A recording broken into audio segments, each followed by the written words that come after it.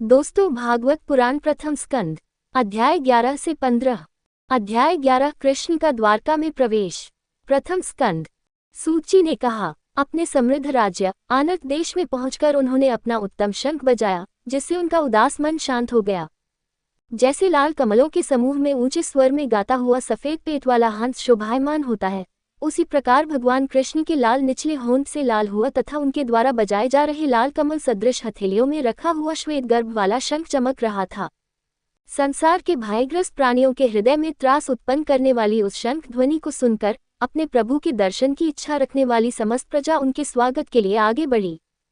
वहां जैसे सूर्य को दीपदान किया जाता है, उसी प्रकार उन पूज्य लोगों ने उस भगवान को भोग लगाया, जो आत्म साक्षात्कार के कारण सदैव प्रसन्न और संतुष्ट रहते हैं। जैसे बच्चे अपने माता पिता से बात करते हैं, वैसे ही वे स्नेह से खिले हुए चेहरों और खुशी से भरी हुई आवाज के साथ अपने रक्षक सभी के मित्र को संबोधित करते हुए बोले, हे प्रभु, हम सदैव आपके कमल जैसे चरण कमलों के अधीन हैं, जिनकी ब्रह्मा, उनकी संतान सनक आदि और इंद्र देवताओं के स्वामी द्वारा पूजा की जाती है, जो परमानंद के साधकों के लिए सर्वोच्च आश्रय है। एक ऐसा आश्रय है जहाँ काल या मृत्यु जो सब पर हावी है, शक्तिहीन है। हे जगत के रचयिता, आप ही हमारे कल्याण के लिए उपस्थित हों। आप ही हमारे माता, मित्र, पति, पिता, गुरु, परम देवता हैं, जिनकी सेवा करके हम अपने को धन्य समझते हैं। हे, आपके कारण ही हमें रक्षक का वरदान मिला है। हम वह देख सकते हैं जो देवता भी नहीं देख सकते। आपका रूप सब प्रकार से सुंदर है। आपका मुख स्नेहमयी मुस्कान और प्रेममयी दृष्टि से चमक रहा है। हे कमल नयन प्रभु, जब आप अपने मित्रों को देखने की इच्छा से कुरु, मधुभूमि, मथुरा और वृंदावन सहित उसके आसपास का क्षेत्र को चले गए, तब हे अच्युत, हम आपके लोगों को आपसे वियोग का एक क्षण भी 10 करोड़ वर्षों के समान प्रतीत होता है, जैसे सूर्य के प्रकाश के अभाव में आंखों को आंखों पर पट्टी बांधकर होता है। अपनी प्रजा के द्वारा कहे गए ऐसे वचनों को सुनकर तथा अपनी स्नेहमयी दृष्टि से कृपा बरसाते हुए भक्तों पर दया करने वाले भगवान कृष्ण ने नगर में प्रवेश किया। वह नगरी मधु, भोज, दाशार, अर्क, कुकुर, अंधक और वृष्णि द्वारा रक्षित थी, जो स्वयं अर्थात कृष्ण के समान ही शक्तिशाली थे, जैसे भुगवती नागुल द्वारा रक्षित थी। कमल के तालाबों से सुशोभित, बगीचों से घिरा, पवित्र वृक्षों से युक्त, पुष्प वाटिकाओं और लता मंडपों से युक्त, प्रत्येक ऋतु में उत्पन्न होने वाले पुष्पों आदि से परिपूर्ण। शहर के द्वारों, घरों के दरवाजों और सार्वजनिक सड़कों के सामने विजयी मेहराब बनाए गए हैं। आंतरिक भाग में विभिन्न डिजाइनों के साथ चित्रित बैनरों और झंडों के शीर्षों द्वारा सूर्य की किरणों को अवरुद्ध किया गया है। राजसी सड़कें, गलियां, बाजार और चतुर्भुज स्थान साफ सुथरे हों, उन पर सुगंधित जल छिड़का गया हो तथा उन पर फल, फूल, धूप में सुखाए हुए चावल और कोमल अंकुर बिखरे हों। प्रत्येक घर के द्वार उस शहर के जल से भरे घड़े, दही, सूखे चावल, फल और गन्ने, धार्मिक प्रसाद, धूप और दीप से सुशोभित होते थे।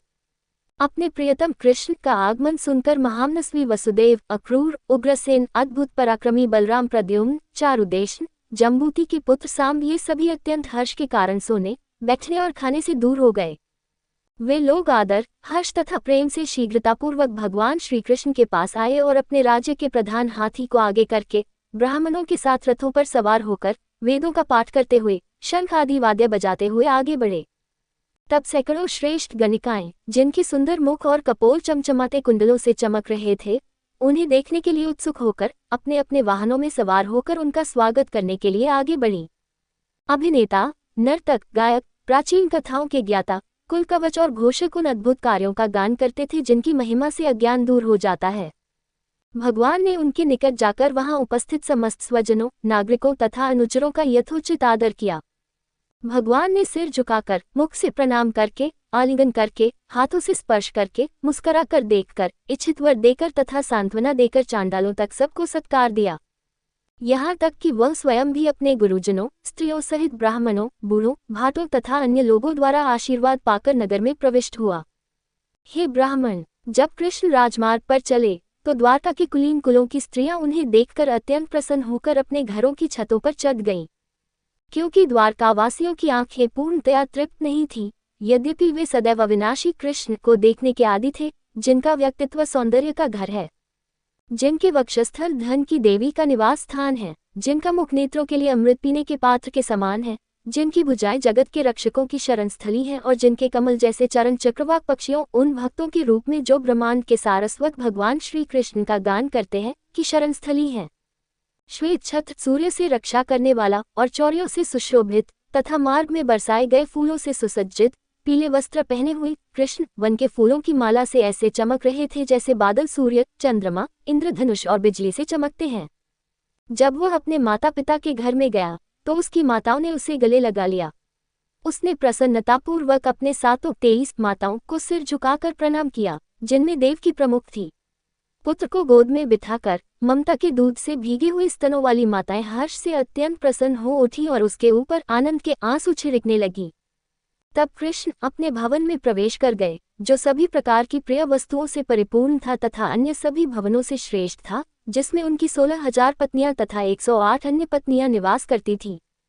दूर से यात्रा करके घर लौटे अपने पति को देखकर जिनके मन में हर्ष उत्पन्न हो गया था तथा जिनके नेत्र और मुख लज्जा से भरे हुए थे, वे तुरंत ही अपने आसन से उठ खड़ी हुई। यह एक शारीरिक क्रिया है तथा व्रतों जो एक मानसिक क्रिया है के साथ उठ खड़ी हुई। हे भृगुश्रेष्ठ, वे गंभीर स्वभाव वाली थीं, इसलिए उन्होंने अपने हृदय, नेत्रों और बच्चों के द्वारा अपने पति का आलिंगन किया। मन की व्यथा के कारण उन लज्जाशील स्त्रियों के नेत्रों से आंसू रुक जाने पर भी बह निकले। यद्यपि वह एकांत में उनके पास खड़ा रहता था, फिर भी उसके पैर प्रतिक्षण नवीनता धारण करते रहते थे।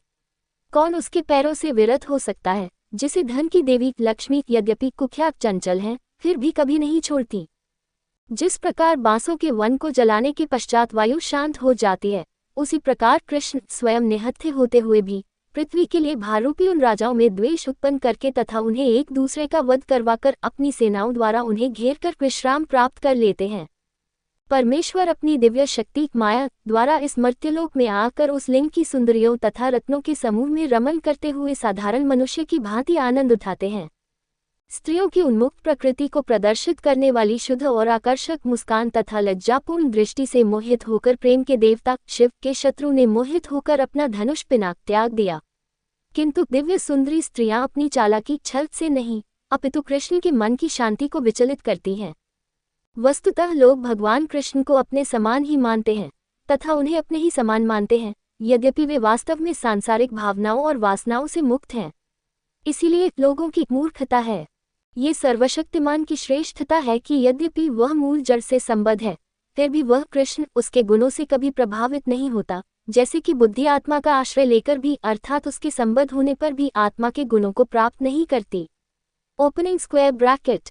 वे श्री कृष्ण की अज्ञानी पत्नियां अपने पति की महानता को ठीक से न समझकर भगवान को अपना दास समझती थीं, जो एकांत में उनके मन की तृप्ति करती थी, ठीक उसी प्रकार जैसे लोकमन भगवान के विषय में गलत नहीं हो सकता है। अध्याय 12 परीक्षित का जन्म। नोट: भागवत पुराण 1.7.12 में सूत ने परीक्षित के जीवन और जीवन का वर्णन करने का वचन दिया है। पांडवों को उनके पैतृक राज्य में वापस लौटाने के बाद कृष्ण कैसे द्वारका लौटे, इसका वर्णन करने के बाद अब इस विषय पर चर्चा की गई है। शौनक ने कहा, उत्तरा के गर्भ में जो भ्रूण था उसे अश्वत्थामा ने प्रचंड गर्मी वाले ब्रह्मशिरस नामक हथियार से मार डाला था और भगवान ने उसे पुनः जीवित कर दिया। यदि आप कहने को प्रसन्न हो तो मैं उस महाबुद्धिमान महापुरुष परीक्षित के जन्म, कर्म, मृत्यु तथा मृत्यु के बाद की स्थिति के विषय में सुनना चाहता हूँ। शुकदेव ने जिस पुरुष को ज्ञान दिया था उसके विषय में हम पूज्य लोगों को बताए। सूत जी ने कहा, धर्मराज, जो कृष्ण के चरण कमलों की सेवा के कारण समस्त भोग विषयों से अनासक्त हो गए थे, उन्होंने प्रजा को संतुष्ट रखते हुए पितृवत देखभाल से उनकी रक्षा की।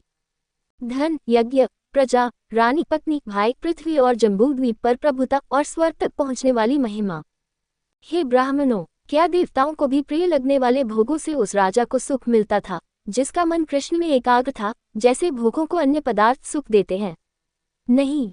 हे भृगुपुत्र, माता के गर्भ में ब्रह्मास्त्र की ज्वाला से जलते हुए वीर परीक्षित ने एक पुरुष को देखा जो अंगूठे के बराबर आकार का, पवित्र, चमकते हुए सोने का मुकुट पहने हुए, सुंदर रूप वाला, श्याम वर्ण वाला, बिजली के समान चमकने वाले वस्त्रों वाला तथा अविनाशी था। सुंदर लंबी 4 भुजाओं वाला, कानों में चमकीले सोने के कुंडल, रक्त के समान लाल नेत्र, हाथ में गदा लिए उल्का के समान चमकीली गदा को निरंतर लहराते हुए सब दिशाओं में घूमता हुआ। परीक्षित ने ध्यानपूर्वक देखा कि यह कौन प्राणी है जो अपने गदा से उस अस्त्र की ज्वाला को बुझा रहा है, जैसे सूर्य कुहासे को हटा देता है। ब्रह्मास्त्र को रोककर अनंत स्वभाव वाले सर्वव्यापी भगवान श्रीहरि, धर्म के रक्षक भगवान श्रीहरि 10 मास के गर्भ को देखते ही वहीं अंतर्धान हो गए। तब शुभ समय में जब अनुकूल ग्रह उदय में थे, जो सभी गुणों की उत्तरोत्तर वृद्धि का संकेत था, पांडुवंश का वंशज पैदा हुआ, जो पांडु के समान पराक्रम के साथ पुनर्जन्म लिया।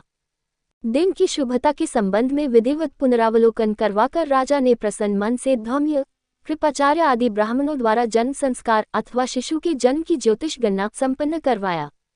पवित्र स्थानों तथा दान के लिए उचित समय, व्यक्ति आदि के ज्ञाता राजा ने अपनी संतान के जन्म के शुभ समय में ब्राह्मणों को सोना, गाय, भूमि, उत्तम गांव, हाथी, घोड़े और मीठे भोजन पकवान दिए। ब्राह्मण उस विनीत राजा से प्रसन्न होकर बोले, हे पुरुवंशियों में श्रेष्ठ, जब ये पुरुवंश का पवित्र वंशज अपरिहार्य भाग्य द्वारा लगभग मरणासन हो गया था, तब महाबली विष्णु ने अपनी कृपा से इसे तुम्हें दे दिया था। अतः वे संसार में विष्णुरतक के नाम से प्रसिद्ध होंगे।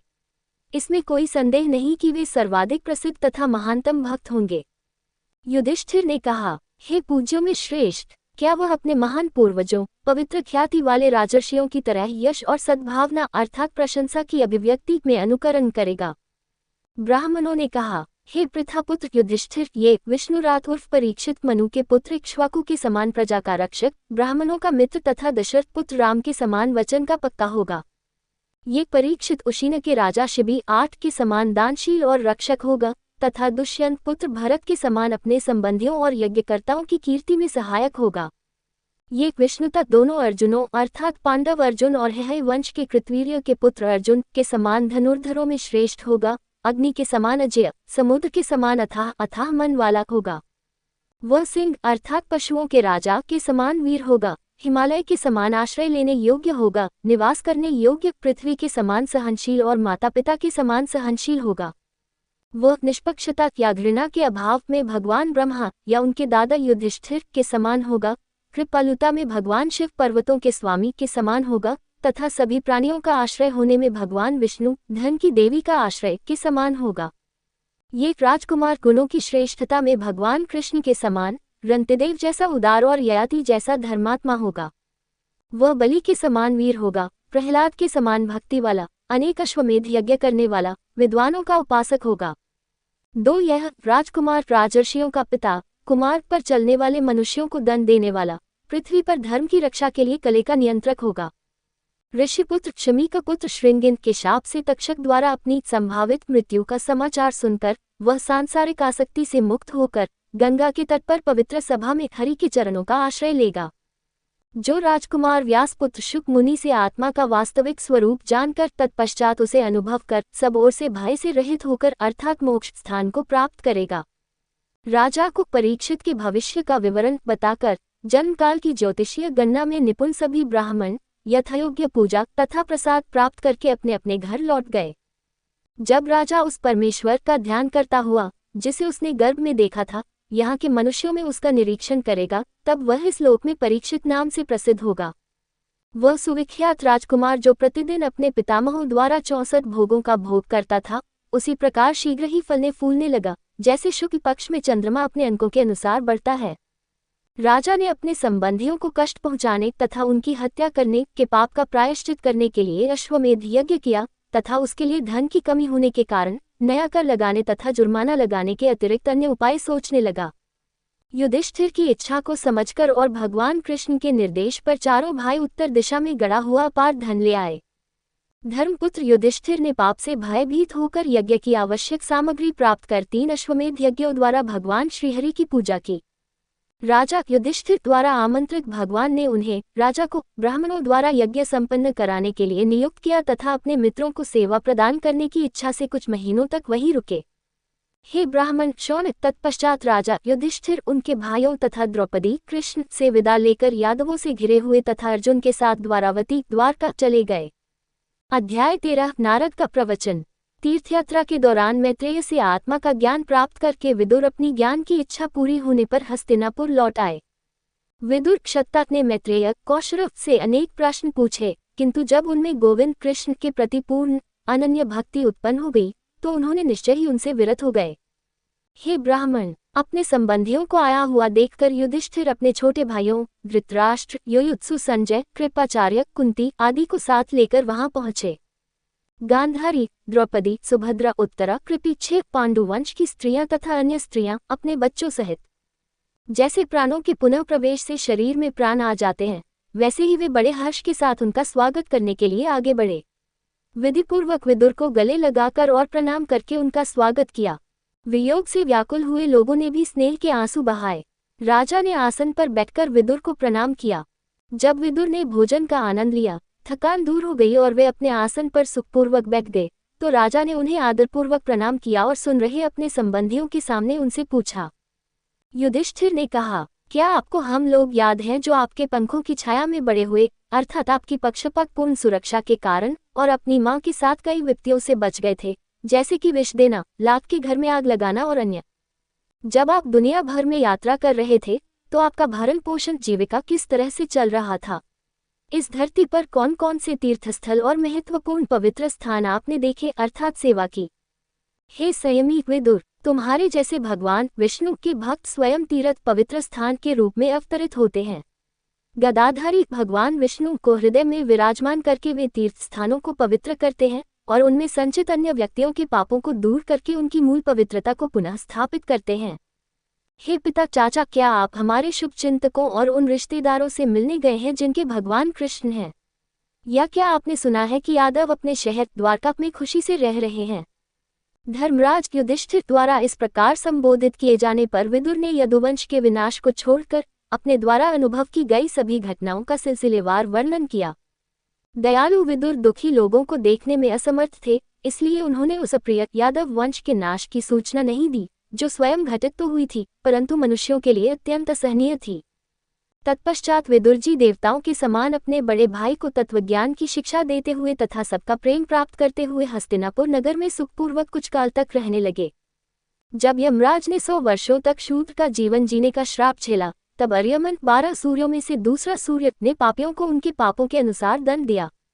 राज्य वापस पाकर और महान राजसी वैभव के साथ युधिष्ठिर ने अपने पौत्र, अपने कुल के पालनकर्ता को देखा और अपने भाइयों के साथ प्रसन्न हुए, जो लोकपाल के समान थे। इस प्रकार गृहस्थी में आसक्त प्रमादी भूल करने वाले मनुष्यों का असह्य काल ऐसे भोगों की इच्छा के कारण असमय ही बीत गया। समय का संकेत देखकर विदुर ने धृतराष्ट्र से कहा, हे राजन, भय काल को देखो, शीघ्र चले जाओ। हे राजन, वह महाकाल जिसके विरुद्ध इस संसार में किसी भी ओर से कोई बचाव नहीं किया जा सकता, अब हम सब पर आ पड़ा है, और किसके द्वारा वश में किए जाने पर ये लोग अपने सबसे प्रिय जीवन से भी तत्काल वंचित हो जाते हैं, धन आदि अन्य वस्तुओं से तो क्या। तुम्हारे पिता अर्थात चाचा भीष्म, भाई, मित्र और पुत्र मारे जा चुके हैं। तुम्हारी जवानी चली गई है, तुम्हारा शरीर बुढ़ापे से ग्रसित हो गया है, फिर भी तुम शत्रु के घर में शरण लेते हो। ओह, जीव की जीवन इच्छा कितनी अद्भुत और प्रबल होती है, जिसके कारण आप भीम द्वारा तिरस्कारपूर्वक दिया गया भोजन का टुकड़ा भी पालतू कुत्ते की तरह स्वीकार कर लेते हैं। उन पांडवों के द्वारा बख्शे गए जीवन का क्या मूल्य है, जिन्हें अग्नि में डाल दिया गया, जिन्हें विष दिया गया, जिनकी पत्नी का आपने अपमान किया, जिनकी भूमि, धन और राज्य भी आपने छीन लिया। जीने की इच्छा रखने वाले तुम जैसे कृपण मनुष्य का ये शरीर तुम्हारी इच्छा न होने पर भी तुम्हारे अधोवस्त्र और ऊपरी वस्त्रों के समान बुढ़ापे के कारण बूढ़ा हो जाता है। निश्चय ही वह पुरुष बुद्धिमान कहलाता है जो सांसारिक पदार्थों की आसक्ति से मुक्त होकर, अभिमान या अहंकार के बंधन से मुक्त होकर, यश आदि से मुक्त होकर रहस्यमय तरीके से इस शरीर को छोड़ देता है। वह पुरुष श्रेष्ठ है जो सांसारिक विषयों के प्रति अपने भीतर से अथवा दूसरों के कहने से उदासीनता उत्पन्न कर लेता है, तथा जिसने अपने मन को वश में कर लिया है और जो हरि को अपने हृदय में रखकर सन्यासी की तरह घर से बाहर निकलता है। महाराज, आप अपने रिश्तेदारों की जानकारी के बिना ही उत्तर दिशा की ओर प्रस्थान करें। आने वाला समय अधिकतर पुरुषों के गुणों के लिए विनाशकारी होता है। इस प्रकार अजमीर कुल के राजा, जिनकी बुद्धि ही उनकी दृष्टि थी, अर्थात जो शारीरिक रूप से अंधे थे और जिन्हें उनके छोटे भाई विदुर ने इस प्रकार ज्ञान दिया था, उन्होंने अपने संबंधियों के प्रति अपने स्नेह के बंधन को दृढ़तापूर्वक काट डाला और अपने भाई के बताए मार्ग पर चले गए। सुबल की पुण्यात्मा पुत्री अपने पति के प्रति सदैव समर्पित होकर उनके पीछे हिमालय पर चली गई, जो सन्यासियों के लिए उसी प्रकार महान आनंददायी है जैसे युद्ध अर्थात युद्ध में कठोर प्रहार योद्धाओं के लिए आनंददायी है। जब युधिष्ठिर अर्थात शत्रुहीन राजा किसी का शत्रु न हो, संध्या सूर्य की प्रार्थना करने, अग्नि को आहुति देने, तिल, गाय, भूमि और स्वर्ण देकर ब्राह्मणों को प्रणाम करने के बाद बड़ों का सम्मान करने के लिए घर धृतराष्ट्र के महल में दाखिल हुए, तो उन्होंने अपने चाचाओं और गांधारी सुबल की पुत्री को नहीं पाया। मन में व्याकुल होकर उन्होंने वहां बैठे हुए संजय से पूछा, हे गवलगन के पुत्र संजय, हमारे पिता चाचा कहाँ हैं, जो वृद्धावस्था से व्याकुल हैं और आंखों से अंधे हैं? हे मित्र, पुत्रों के मारे जाने से दुखी हुई माता गांधारी मित्र मामा विदुर सहित कहाँ चली गई हैं? क्या वे धृतराष्ट्र अपने संबंधियों के मारे जाने से दुखी होकर मुझ अज्ञानी अपराधी से भयभीत होकर अपनी पत्नी सहित गंगा में कूद पड़े हैं? हमारे पिता पांडु के निधन के पश्चात जिन चाचाओं ने हम सबकी संकटों कठिनाइयों से रक्षा की थी, वे यहाँ से कहाँ चले गए? सूची ने कहा, अपने स्वामी धृतराष्ट्र को न पाकर दया और मोह के कारण धृतराष्ट्र के प्रति अत्यंत व्याकुल और दुर्बल हो गए सूतदेव ने कुछ समय तक कोई उत्तर नहीं दिया। अपने हाथों से आंसू पोंछकर साहस जुटाकर अपने गुरु के चरणों का स्मरण करके उन्होंने युधिष्ठिर को उत्तर दिया। संजय ने कहा, हे श्रेष्ठ कुल के पुत्र, मैं तुम्हारे चाचाओं और गांधारी के निर्णयों को नहीं जानता। हे दीर्घबाहु, मैं महापुरुषों से विरक्त हो गया हूँ। उस समय तुम्बुरु सहित महर्षि नारद वहां आए। युधिष्ठिर ने अपने छोटे भाइयों सहित उठकर उन्हें प्रणाम किया, उनका स्वागत किया और पूछा। युधिष्ठिर ने कहा, हे पूज्यवर, मैं अपने चाचाओं की गतिविधियों को नहीं जानता। वे यहाँ से कहाँ चले गए, अथवा अपने पुत्रों की हत्या से पीड़ित बेचारी माँ कहाँ चली गई? हे महान, आप उस कर्णधार के समान हैं जो इस असीम सागर सांसारिक अस्तित्व में परे का किनारा दिखाता है। तब मुनिश्रेष्ठ नारद जी ने उत्तर दिया, हे राजन, किसी के लिए शोक मत करो, क्योंकि सारा जगत उस सर्वशक्तिमान नियंता ब्रह्मांड का के अधीन है, जिसकी पूजा सभी लोग अपने संरक्षक देवताओं सहित करते हैं, तथा जो प्राणियों को जोड़ता या अलग करता है। जिस प्रकार बैलों की नाक में डोरियां लगी होती हैं, वे रस्सी से पंक्ति में बंधे रहते हैं, स्वामी का भार उठाते हैं, उसी प्रकार वेद के रूप में बड़ी रस्सी से भिन्न भिन्न नामों से बंधे हुए व्यक्ति जगत के नियंता की आज्ञाओं का पालन करते हैं या उसकी पूजा करते हैं। जैसे खेल के सामान का इकट्ठा होना और हटाना खेलने वाले की इच्छा के अनुसार होता है, वैसे ही मनुष्यों का मिलन और वियोग भी भगवान की इच्छा से होता है। यदि तुम संसार को नित्य या अनित्य अथवा दोनों ही मानते हो, तो भी तुम्हें उनके लिए शोक करना उचित नहीं है, जब तक कि वह मोह के कारण न हो। अतः हे महाराज, अपने मन की अज्ञानता के कारण उत्पन्न इस शोक को त्याग दीजिए, ये सोचकर कि जो लोग आश्रयहीन और दयनीय स्थिति में हैं, वे मेरे संरक्षण के बिना कैसे रहेंगे। ये शरीर 5 महाभूतों से बना है, काल और कर्मों तथा गुणों के अधीन है। जैसे सर्प द्वारा निगले जाने पर मनुष्य दूसरों को कैसे बचा सकता है।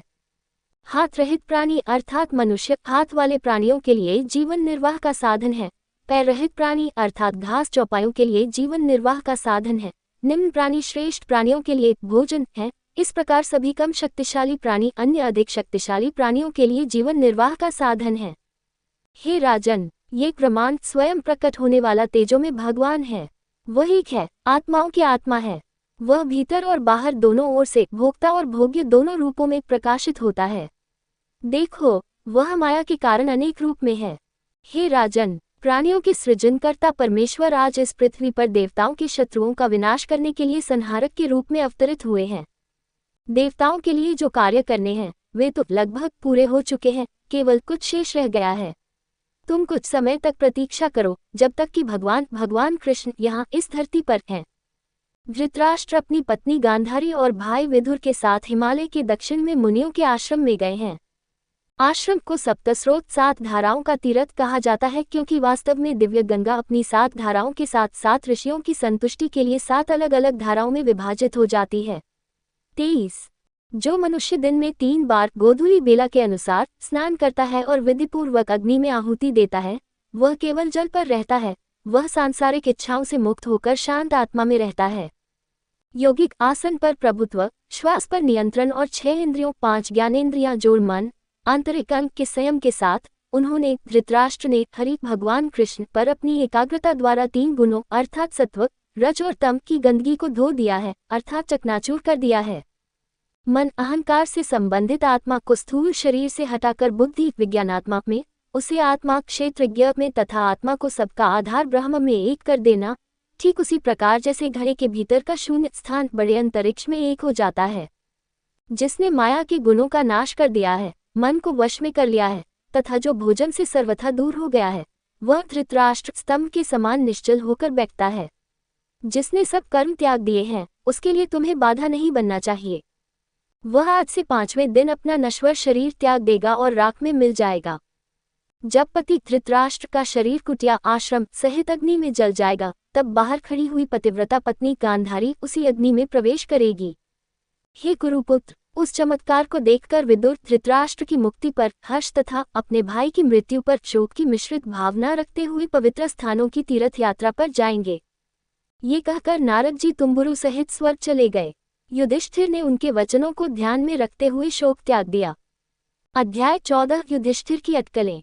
सूची ने कहा, जब अर्जुन अर्थात विजयी अपने संबंधियों से मिलने तथा पवित्र यशस्वी कृष्ण के कार्यों तथा इरादों को जानने के लिए द्वारका के लिए प्रस्थान कर गए, तो कई महीने बीत गए, परंतु अर्जुन वापस नहीं लौटे। तब युधिष्ठिर कुरुओं में श्रेष्ठ ने भयंकर शकुन देखे। उन्होंने कहा, काल की वह भयंकर स्थिति जिसमें ऋतुओं का स्वभाव उलट गया है, क्रोध से भरे हुए लोगों का अधिक पापमय आचरण, लोभ, मिथ्याचार, संसार की कुटिल चाल, बेईमानी से मिश्रित मित्रता, पिता, माता, मित्र, भाई और पति पत्नी में झगड़े, बुरे समय का आगमन, अत्यंत भयंकर अशुभ शकुन, लोभ से युक्त प्रजा का स्वभाव, ऐसा राजा ने अपने छोटे भाई भीम से कहा। युधिष्ठिर ने कहा, अर्जुन विजयी को हमारे स्वजनों से मिलने तथा श्री कृष्ण के मंगलमय कार्यों को जानने की इच्छा से द्वारका भेजा गया है। हे भीमसेन, 7 महीने बीत गए हैं, किंतु आपका छोटा भाई अर्जुन वापस नहीं आया है, और नहीं मैं इसका कारण समझ पा रहा हूँ। क्या दिव्य ऋषि नारद द्वारा भविष्यवाणी की गई अवधि अब आ गई है जब भगवान अपने शरीर को छोड़ना चाहते हैं, जो मनुष्य के रूप में अपनी भूमिका निभाने के लिए उनका साधन है, जिनसे अर्थात कृष्ण की कृपा से हमें धन, राज्य, स्त्री, जीवन, परिवार और प्रजा मिली, जिनकी कृष्ण की कृपा से हमने शत्रुओं और संसार पर विजय प्राप्त की। हे व्याघ्ररूपी पुरुष भीम, स्वर्ग, पृथ्वी और मेरे शरीर से संबंधित भयंकर अशुभ संकेतों को देखो, जो निकट भविष्य में हमारी बुद्धि पर आने वाले संकट की चेतावनी दे रहे हैं। हे भीम, मेरी बाईं जांघ, आंख और भुजा कभी कभी फड़कती रहती है, और हृदय में कंपन निकट भविष्य में होने वाली बुरी घटनाओं का संकेत है। ये बुरे संकेत निकट भविष्य में मेरे लिए बुरा लाएंगे। ये सियार अग्नि उगलती हुई उगते हुए सूर्य को देखकर चिल्लाती है। हे भीम, ये कुत्ता बिना किसी भय के मुझ पर चिल्लाता है। शुभ पशु मेरे बाईं ओर से चलते हैं, जबकि अन्य जैसे गधे आदि मेरे दाहिनी ओर से गुजरते हैं। हे नरसिंह भीम, मैं देख रहा हूँ कि मेरे घोड़े रो रहे हैं। ये कबूतर मृत्यु का दूत है, यह उल्लू जो मेरे मन को कपाता है, और यह कौवा, दोनों रात भर जागकर अपनी अशुभ पुकार से ब्रह्मांड को नष्ट करना चाहते हैं। दुनिया के कोने धुंधले हैं, चंद्रमा और सूर्य के चारों ओर धुंधले प्रभामंडल दिखाई देते हैं। पृथ्वी और पहाड़ कांप रहे हैं, बादलों की गड़गड़ाहट के साथ नीले रंग से बिजली गिर रही है। प्रचंड वायु चल रही है, और धूल से संसार अंधकारमय हो रहा है। बादल चारों ओर घृणित रक्त की वर्षा कर रहे हैं। देखो, सूर्य मंद हो गया है, अर्थात अपनी चमक खो चुका है। आकाश में ग्रहों का परस्पर टकराव हो रहा है।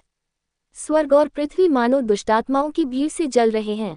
नदियाँ, छोटी बड़ी, झीलें और मन भी व्याकुल हैं। मुरली घी से नहीं जलती। मैं नहीं समझ सकता कि यह काल क्या विपत्ति लाएगा। बच्चे या बछड़े अपनी माताओं के स्तन या गायों के थन बछड़ों के मामले में नहीं पी रहे हैं। माताएं दूध नहीं दे रही हैं। गौशालाओं में गायें आंसू भरे चेहरे के साथ रो रही हैं और बैल खुश नहीं हैं। देवताओं की मूर्तियां मानो रो रही हों, पसीना बहा रही हों और हिल रही हों। इन सुंदर उदास देशों, नगरों, ग्रामों, उद्यानों, खानों और आश्रमों को देखकर हमें क्या विपत्ति का संकेत मिलता है। महान विपत्तियों को सूचित करने वाली इन अशुभ घटनाओं के कारण मैं अनुमान करता हूँ कि पृथ्वी भगवान के उस कार्य से वंचित होकर, जिसकी सुंदरता किसी अन्य में नहीं पाई जाती, भाग्यहीन हो गई है। इस प्रकार, हे ब्राह्मण, जब राजा अपने मन से आने वाली विपत्तियों के बारे में सोच रहा था, उसी समय अर्जुन अर्थात अपने रथ की पताका पर वानर को लेकर चलने वाला योद्धा द्वारका यदुओं की राजधानी से लौट आया। अर्जुन को पीला, दुर्बल, कमल सदृश नेत्रों से आंसू बहाते, सिर झुकाए, विचित्र रीति से चरणों में पड़े देखकर राजा ने अपने मित्रों के समक्ष नारद जी के कहे हुए वचन याद करके व्यथित मन से कहा। युधिष्ठिर ने कहा, क्या हमारे रिश्तेदार मधु, भोज, दशारह, अरह, सात्वत, अंधक और वृष्णि द्वारका अनर्थपुरी में खुशी से रह रहे हैं? अथवा हमारे पूज्य नाना शूरसेन स्वस्थ हैं? क्या मामा आनका, दुंदुभी, वसुदेव अपने छोटे भाइयों सहित कुशल से हैं? क्या उनकी पत्नियां, हमारी मौसियां, देव की जिन 7 बहनों में प्रमुख हैं, वे स्वयं अपने पुत्रों और बहुओं सहित सुखी हैं? क्या पुत्रहीन या जिसका पुत्र कंस दुष्ट था, राजा आहुक, उग्रसेन और उसका छोटा भाई देवक जीवित हैं? क्या हृदय, उसका पुत्र कृतवर्मन, अक्रूर, जयंत, गद और सारंग कृष्ण के भाई तथा शत्रुजित जैसे अन्य लोग कुशल से हैं। क्या सातवत कुल के मुखिया भगवान बलराम प्रसन्न हैं? क्या वृष्णिवंशियों में महान योद्धा प्रद्युम्न कुशल हैं? क्या युद्ध में अत्यंत तेजवान यशस्वी अनिरुद्ध, सुषेण कृष्ण के पुत्र चारुदेश, जम्बूति के पुत्र साम तथा वृष्णि के अन्य प्रमुख पुत्र जैसे वृषभ तथा उनके पुत्र कुशल पूर्वक रह रहे हैं?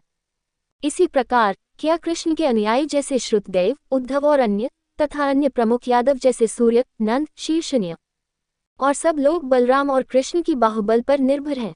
क्या हमारे मित्र और मित्र यादव हमारे कल्याण के बारे में सोचते हैं? जो भगवान गोविंद कृष्ण ब्राह्मणों के मित्र और हितैषी हैं तथा अपने भक्तों के प्रति स्नेह रखते हैं, क्या वे द्वारका नगरी में सुधर्मा नामक सभा भवन में अपने मित्रों के साथ सुखपूर्वक रहते हैं? आदि पुरुष अनंत बलराम के मित्र लोगों के कल्याण, सुरक्षा और समृद्धि के लिए यदुवंश रूपी सागर में रहते हैं। अपने नगर द्वारका में जिनकी कृष्ण की भुजाओं द्वारा संरक्षित यादव जो नागरिकों द्वारा सम्मानित हैं, विष्णु वैकुंठ के स्वामी के अनुयायियों की तरह आनंद से क्रीड़ा करते हैं या अपना समय महान सुख में बिताते हैं। जिनके कृष्ण के चरणों की सेवा के श्रेष्ठ कर्म से देवताओं को युद्ध में पराजित करके 16,000 स्त्रियों ने, जिनमें सत्यभामा प्रथम थी, इंद्राणी के योग्य वरदान प्राप्त वस्तुएं जैसे पारिजात वृक्ष छीन ली।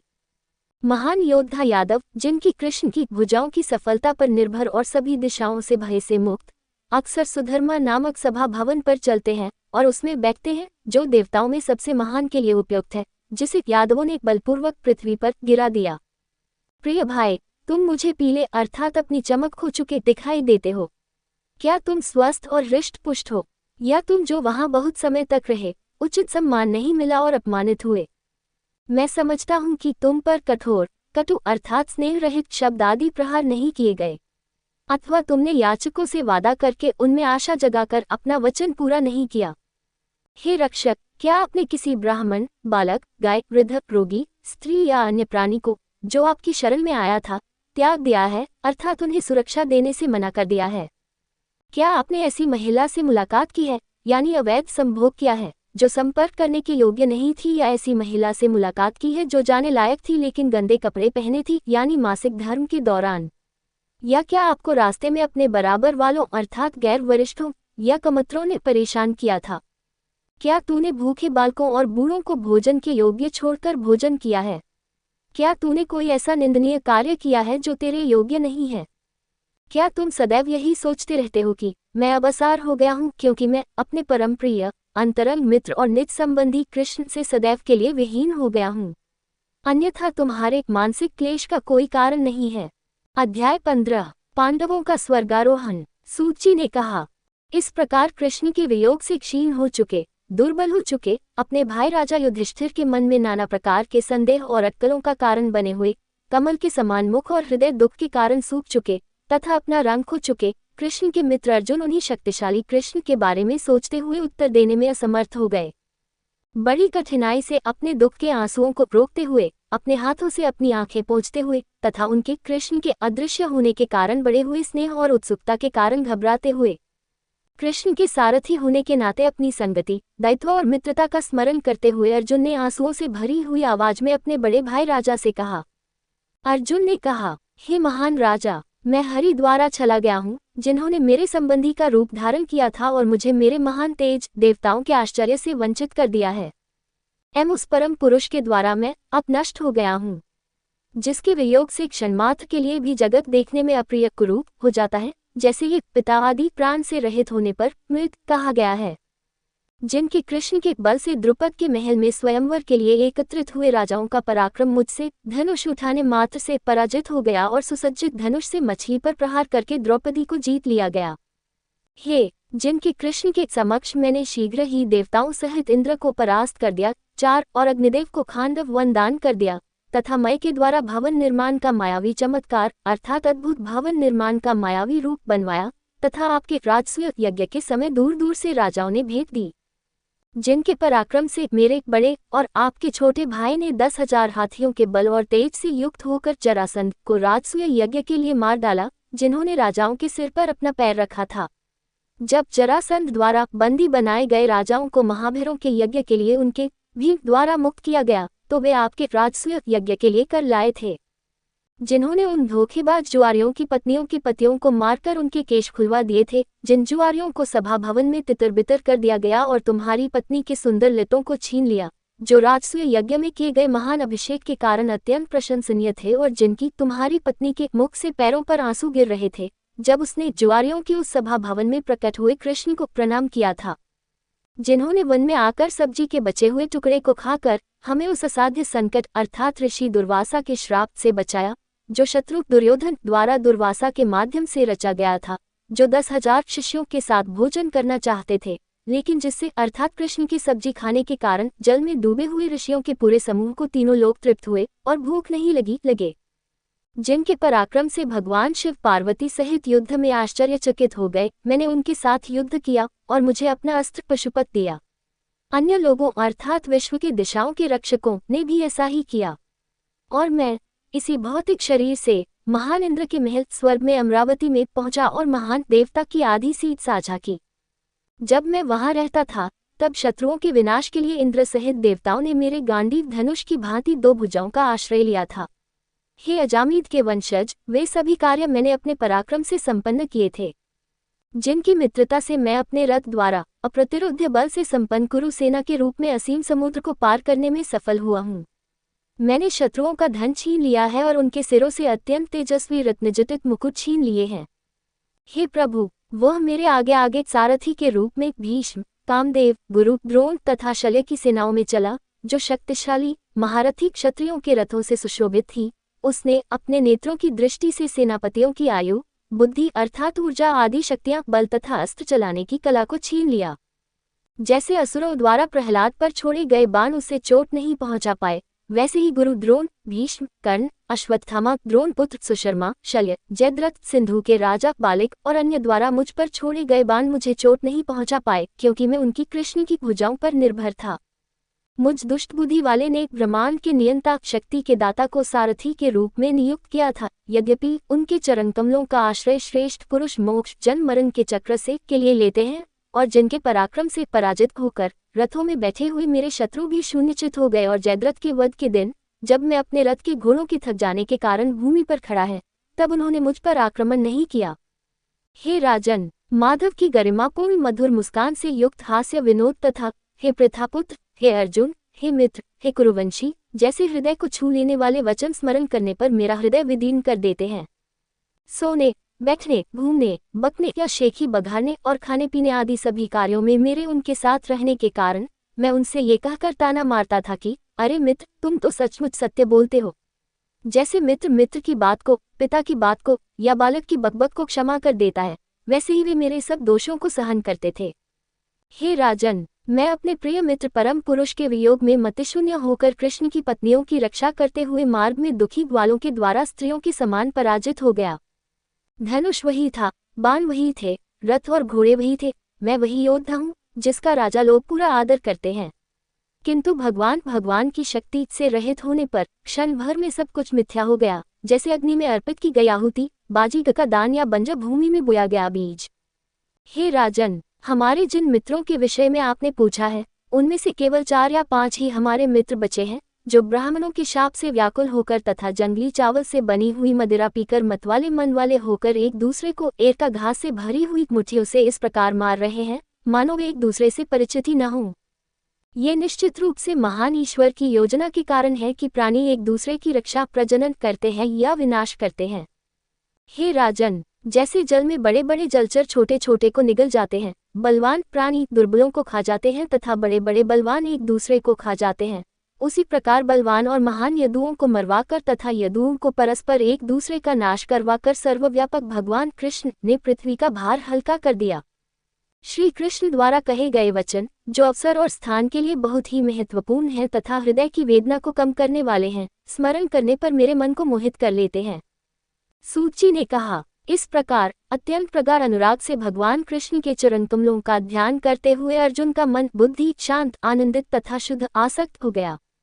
जिनकी बुद्धि से भक्ति के कारण समस्त वासनाएं आदि नष्ट हो गई थी तथा जिनकी गति प्रचंडता वासुदेव के चरणों के निरंतर ध्यान से तीव्र हो गई थी, उन महाबली अर्जुन को पुनः वह ज्ञान स्मरण हो आया जो युद्ध के आरंभ में भगवान ने उन्हें सुनाया था परंतु जो काल, कर्म और भोगासक्ति के कारण दबा हुआ रह गया था।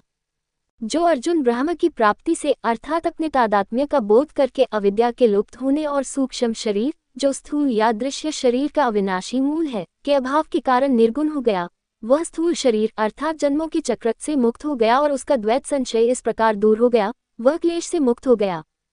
भगवान द्वारा अपनाए गए मार्ग तथा यदुवंश के विनाश के बारे में सुनकर दृढ़ निश्चयी युधिष्ठिर ने स्वर्ग जाने का निश्चय किया। धनंजय अर्जुन द्वारा बताए अनुसार यदुओं के विनाश और भगवान के निधन के बारे में सुनकर कुंती ने अनन्य भक्ति से स्वयं को भगवान अधोक्षज कृष्ण अर्थात जो इंद्रियों की समझ से परे हैं में केंद्रित किया और स्वयं को सांसारिक अस्तित्व से अलग कर लिया। जैसे एक कांटा दूसरे कांटे से निकाला जाता है और दोनों ही फेंक दिए जाते हैं, वैसे ही अजन्मा पुरुष भगवान कृष्ण ने उस शरीर को त्याग दिया जिससे उन्होंने पृथ्वी का भार हटाया था, क्योंकि भगवान के लिए दोनों भार बने हुए शरीर और उनका अपना नश्वर शरीर समान है।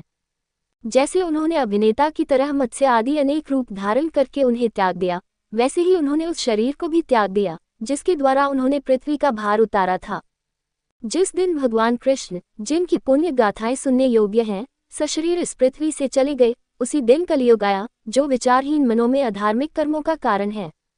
घर, नगर, राष्ट्र और अपने भीतर लोभ, असत्य, कुटिलता, हिंसा आदि अनेक अधार्मिक प्रवृत्तियों का प्रसार देखकर बुद्धिमान युधिष्ठिर ने सांसारिक जीवन से दूर चले जाने का निर्णय किया।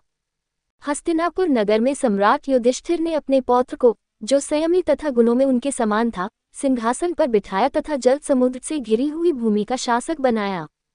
तब राजा युधिष्ठिर ने मथुरा में वज्र कृष्ण के पौत्र अनिरुद्ध के पुत्र को शूरसेन देश का राजा बनाया। प्रजापति को समर्पित यज्ञ करने के बाद उन्होंने अग्नि, दक्षिणाग्नि, गार्हपत्य और आहवनीय को पी लिया अर्थात अपने भीतर स्थापित कर लिया। तत्क्षण ही उन्होंने अपने समस्त रेशमी वस्त्र और कंगन आदि स्वर्णाभूषणों का परित्याग कर दिया तथा समस्त संपदा, अभिमान और सब संबंधों से मुक्त होकर अपनी वाणी को मन में बलि चढ़ा दिया अथवा समस्त इंद्रियों को मन की आहुति दे दी। मन प्राण में विलीन हो गया और प्राण दूसरे अपान में विलीन हो गया। फिर उन्होंने इस श्वासमय प्राणवायु अपान को मृत्यु में और मृत्यु रूपी पंचभूतों शरीर के समूह में विलीन कर दिया। तब मौन ऋषि युधिष्ठिर ने 5 तत्वों के समुच्चय को प्रकृति या अविद्या के त्रिगुण गुणों अर्थात सत्व, रज और तम में अर्पित कर दिया और इन तीनों गुणों को अविद्या में त्याग दिया। तब उन्होंने सब कुछ आत्मा में और व्यक्तिगत आत्मा को अपरिवर्तनीय विश्वात्मक ब्रह्म में विलीन कर दिया। वृक्ष की छाल पहने, भोजन में संयमी, बोलने से विरत, बिखरे हुए बालों वाले, मूर्ख, पागल या भूत के समान, किसी की प्रतीक्षा किए बिना या किसी की प्रतीक्षा किए बिना वह बहरे की भांति राजमहल और राजधानी से बाहर चला गया, जो कुछ भी सुनने में असमर्थ है। अपने हृदय में परम पुरुष ब्रह्म का ध्यान करते हुए वह उस उत्तर दिशा में चला गया जहाँ पहले के महान आत्माएं चली गई थी और जहाँ से कोई वापस नहीं आता। जब उन्होंने देखा कि संसार भर की प्रजा अधर्म के सहयोगी कले से प्रभावित हो रही है, तब संपूर्ण पांडव भाई पूर्ण निश्चय करके उसके पीछे हो लिए। अपने मन में ये जानते हुए कि कृष्ण के चरण कमल ही परम शरण हैं, जिन लोगों ने मानव जीवन के लक्ष्य, जिन्हें पुरुषार्थ कहते हैं, को भली भांति प्राप्त कर लिया है, उन्होंने अपने मनों को उसी पर एकाग्र किया। जिन पुरुषों की बुद्धि भगवान के ध्यान से बढ़ी हुई भक्ति द्वारा विशेष रूप से शुद्ध हो गई है और जिनका मन उन परम पुरुष नारायण में एकाग्र है, वे उस पद को प्राप्त कर लेते हैं जिसे विषय भोगों में आसक्त साधु पुरुषों के लिए प्राप्त करना बहुत कठिन है। वे पाप से मुक्त होकर रजोगुण और तमगुण से रहित आत्मा के साथ भगवान के धाम को प्राप्त करते हैं। आत्म विवेकशील विदुर भी, जिनका मन कृष्ण से युक्त था, प्रभास में अपने नश्वर शरीर को त्याग कर पितरों सहित पुनः अपने पद यमधर्म पर आसीन हो गए। तब ये जानकर कि उसके पतियों की उसमें रुचि समाप्त हो गई है, द्रौपदी ने अपना मन भगवान वासुदेव पर एकाग्र किया और उन्हें प्राप्त कर लिया। जो मनुष्य भगवान के प्रिय पांडुपुत्रों के कल्याणकारी एवं पवित्र प्रस्थान का वृतांत श्रद्धापूर्वक सुनता है, उसे बारंबार हरिभक्ति प्राप्त होती है और वह मोक्ष को प्राप्त करता है।